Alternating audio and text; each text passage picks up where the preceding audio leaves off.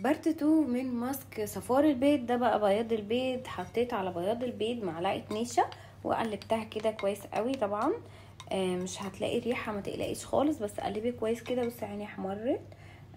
بس يلا بينا نكمل. طبعا ضيف النشا بالتدريج، لو يعني تندمج كده كويس قوي. ضيفي النشا بالتدريج. هقلب كويس كويس كويس عشان ما يبقاش فيه كلاكيع كده. كل حاجة تدوب وتندمج وتعمل ميكس كويس. هتخلصي كده هتبدأي بعد ما تقلبيه كويس هتفرديه على بشرتك كده. بصي هيشيل بقى ويفتح ويشد البشرة رهيب.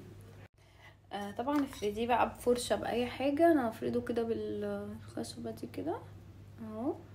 افرديه كله على بشرتك وحطي في رقبتك وفي ايديكي وما تتكلميش، والماسك ده على بشرتك. وهتقعدي حوالي من 15 ل 20 دقيقة وهتغسلي واستني النتيجة التحفة جدا اللي انا هوريها لكم.